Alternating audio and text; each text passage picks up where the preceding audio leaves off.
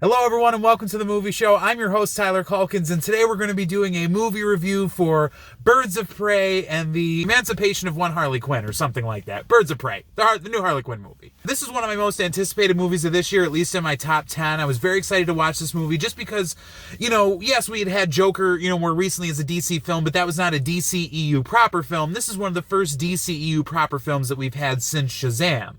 Now, Shazam was kind of insulated. It was very much his own thing, as even though it had those connections to the larger DCU, it wasn't anything that super tied into it. And I'm gonna keep it non-spoilery at first. If I do dive into spoilers, I will put a warning up, and I'll say that in the video. Let's just say this movie, similar to where we were at with previous films, it's not some huge, super connected, super involved DCEU story. This is really its own insulated, its own kind of, one-off kind of film. I don't know if this is gonna build to be a franchise. I have feelings about where it's going to go next.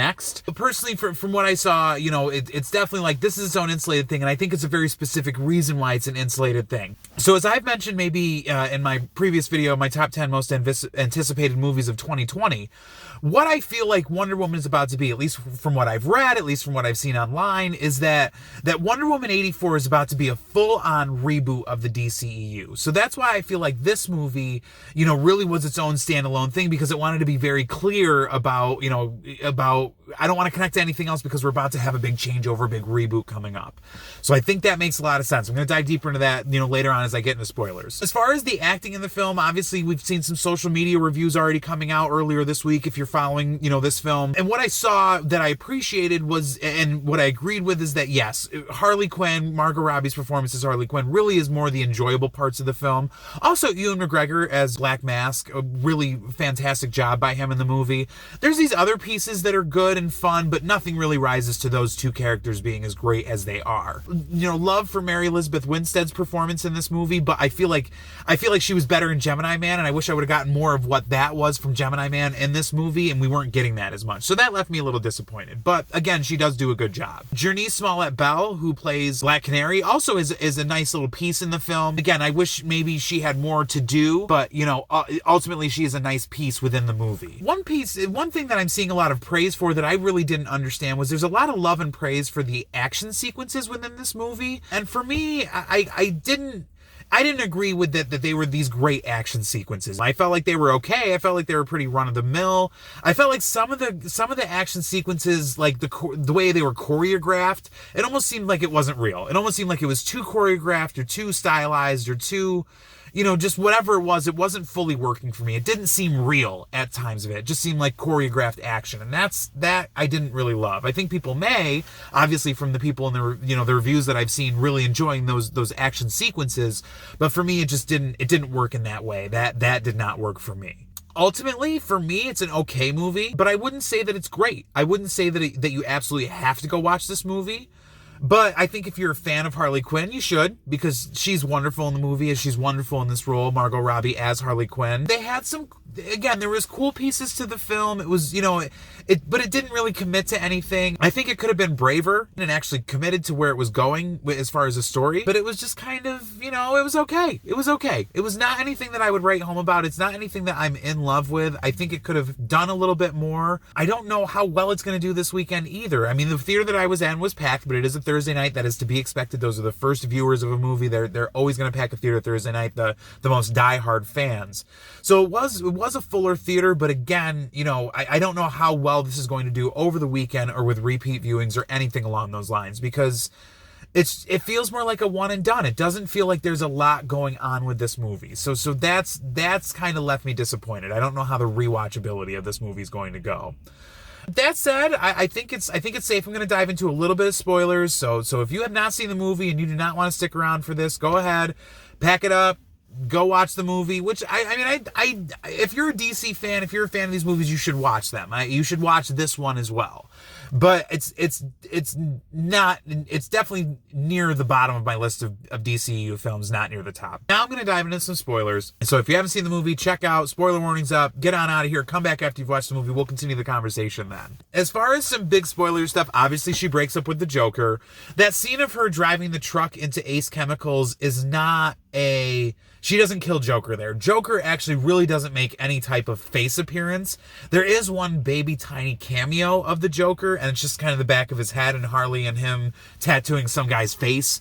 So that he does make an appearance, if you will, but it's not Jared Leto's Joker. And again, I think this plays into, here's my theory, okay? And I think why this movie was so standalone, why they didn't show Joker's face, because they don't need to, because they're not moving on with that Joker. We've got Joaquin Phoenix's Joker. That's what we got. That's going to stay as it is. That said, if they're not bringing Joker into their DCEU, movie universe, then someone's going to have to play Joker, so they will have to recast it. And this is what I think. Again, I spoke about it earlier in this review. I think Wonder Woman is about to be a full-on Flashpoint reboot. It won't be Flashpoint. She won't have the Speed Force, but this is going to be a reboot of the DCEU through Wonder Woman 84. I think it's the reason why after Wonder Woman 84 in June of this year, you don't have another DC film until June of next year, 2021. And the reason I think this is all, again, I think this is all culminating to one specific thing. So Wonder Woman 84 is about to be a full-on reboot of the franchise, and then you're going to get Batman a year later. And the reason I think that there's such a huge delay in that is I think that they don't want to let on that Robert Pattinson is a part of Wonder Woman's world as it currently is, because they would have to kind of let that out in the marketing. There's going to be connections to this larger DCEU, I'm sure of it. There's no way that Warner Brothers has recast Batman and decided to have it be a standalone film again. They wanted to have this crossover connection when they had Christian Bale and Christopher Nolan doing the Dark Knight trilogy. But after, when Batman Begins and Superman Returns came out at the same time, they were like, maybe we can make this connected. And Batman Begins was a huge hit, and Superman Returns was a huge flop, and Christopher Nolan was like, no, thank you. I want to do my own thing. And Warner Brothers said, absolutely, sounds great, Chris, as they should have. I totally get why they did that. But Warner Brothers has been wanting to cross over Batman for a long time with the other superheroes within the DCEU. I see where they have Batman a year after Wonder Woman, so that way Wonder Woman can come out, Wonder Woman can be this huge reset, and then they can start the marketing for Batman, showing that it is connected. And I think people are going to be head over heels in love with it. Could I be entirely wrong? You bet. I could be. These are rumors. I don't know 100% what's going on. But again, it makes sense for what DCEU needs to do, reboot their franchise, but do it while holding on to pieces that they need to keep. Harley Quinn, Aquaman, Wonder Woman, all these great actors and characters who we've gotten to love and have made, really great strides for the DCEU. Now we need to go ahead and take those good pieces and connect them with where our future is going to be. Ben Affleck is gone. He's not coming back. Henry Cavill is persona non grata at this point, unfortunately. So we are moving forward. There will be a recast of Superman. I'm sure of it. This is us moving ahead with the franchise. I mean, unless for whatever reason there's some huge mea culpa between Henry Cavill and Warner Brothers, and they just love each other again, and he's back in the fold. I don't know if I see it. I really don't. Some other pieces in the film, obviously we're following Cassandra Cain. The story without the film is that Black Mask works to take down this crime family that's in Gotham that's worth all this money.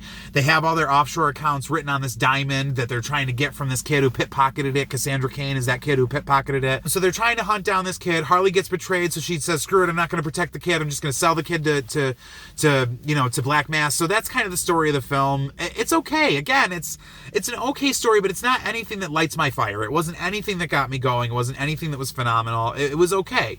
It has a good soundtrack in it, which I really enjoyed. Now, the soundtrack is not as good as Suicide Squad. It's just a little bit worse than that to me. And it certainly is not reaching the heights of the phenomenal soundtrack that was Guardians of the Galaxy. I don't think there's ever been a better soundtrack than Guardians of the Galaxy, really. I mean, that was just so damn good. And Suicide Squad was really good too, like close to it. Not quite, again, not as good, but close to it. This one's just a little bit less, but still has some great musical cues in it that I thought were really, really enjoyable. Like Barracuda, like they had this really great slow version of a song that I can't remember the title. Oh, Hit Me With Your Best Shot. But I liked the song, but I didn't like the song within the movie because it almost seemed like they were trying to do a trailer feeling within the middle of the movie, and that really threw me off. So I didn't love that song used within the movie, but I liked the song itself.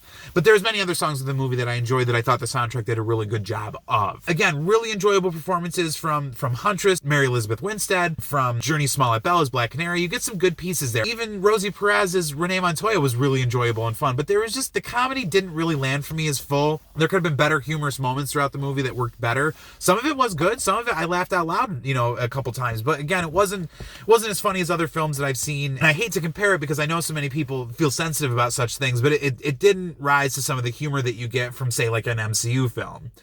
And as a DC fan, I hate to even bring that comparison in there. Not that I want DC films to be more like Marvel, but again, if you're going to do that humorous route, the humor needs to land fully. What this movie does do, though, and what I found impressive, is it's full R rating. Full rated R. It's bloody, it's gruesome, there's F-bombs, it's everything that you want from that R rating. It does want to give you that feeling. And that I did enjoy. There's some gruesome scenes, there's some brutal scenes that I was like, yes. There's references to Silence of the Lambs, where Black Mask he's got this obsession with cutting off people's faces, which is like, and they show you a couple, which is like really dark and brutal, but it's fantastic. It's like, those are like crazy scenes that are like, wow, oh my God. So we get to the end of the film. Black Mask has Cassandra Cain. He's going to kidnap her, kill her, try to get that diamond back from her because she ate it. That's the problem. She ate this diamond, and now she either needs to poop it out or someone's got to cut her open. One of the two has got to happen to get that diamond back. So Black Mask has Cassandra Cain. He's trying to take her out, and Harley Quinn is trying to take him out, trying to save the girl, and ultimately, and also get a fortune, get that diamond. And ultimately, not Victor. I keep calling him Victor Zsasz because Victor Zsasz is like his boyfriend in the movie. We'll get to that in just a second as well. Not full boyfriend. We'll get to that in a second. So Black Mask, says, you need me, Harley Quinn, you need me. And she's like, look, you act like I need you because everyone's afraid of you and that's my protection. And that's the same thing I have with Joker, and I don't want that anymore. So I appreciated that piece of it because that was the emancipation of Harley Quinn, and I liked that. I thought that was really enjoyable. What happens is, this is neat, is that in the film, when they're at Harley's, hideaway, they get all these weapons to try to take out Black Mask's army, and Cassandra Cain picks up a grenade, and you forget about it, but then she references back again when she's like, Harley, I got your ring, and she pulls the pin to the grenade, and she must have tucked it into it, because she's a pickpocket. And it shows throughout the movie she's very good about getting stuff out of people's pockets and being quick and discreet about it. Although, to be fair, it didn't look like she was discreet about it. So again, those are my problems with the action beats, where you're like, yeah, someone's gonna feel you picking their pocket like that. I don't know how they're not. So again, they didn't do a good job covering those pieces to me. Like, the action beats almost seemed unreal, super choreographed. Where you did get some cool stuff is, obviously, so it showed her skill to have that ability. So she plants that grenade on Black Mask at some point, and then Harley does a flip and throws him off the balcony, and he explodes in like full bloody, gory fantasticness. So that I thought was really cool. And again, the R rating that they used really well to push that envelope to make that work. That said, Black Mask is dead now. At least he seems very dead. So that's a bummer, unfortunately, for the DCU. He's not a super known rogue, so you can move on from the death of that character. But I hope they don't take the same approach with their other, like the Batman Rogues Gallery is as good as you're going to get as villains. So they better not just toss them away as to be dead every movie. I get worried about that thing with these comic book films where you kill off your villains, because some of these villains are very important. So you can't just toss them aside. They need to stay alive to some extent to live to fight another day or be another menace in the future. So that I worry about. One thing I do want to talk about that I did see online earlier this week, and it's weird because Ewan McGregor basically plays a gay character throughout the film, roughly. I mean, that's how he's acting it, and that's how Victor Zsasz is acting towards him. It's like they have this boyfriend relationship. There's even a reference at some point in the movie where, Harley Quinn says that Ewan McGregor, Black Mask, hates her because of her vagina. So I don't know if that's saying that he's a misogynist, which very much shows throughout the movie. He has this really cringy scene with this woman where she's laughing when he's upset, and he makes her get on the table and makes her boyfriend rip her clothes off, and it was really kind of dark, and it was grotesque. It was just awful. I don't know if it's that he's a misogynist or that she's saying that he's queer, because he plays it as a gay character almost throughout the entire film. But that said, he's not explicitly gay. They don't say he's a gay character, but they play it the entire time like that. So that's what I feel like is indicative of almost this entire movie. I feel like it's trying to be a little of this, be a little that, be a little bit of this, but not really going for anything in that realm. And I feel like maybe it should have went for it in some of those aspects.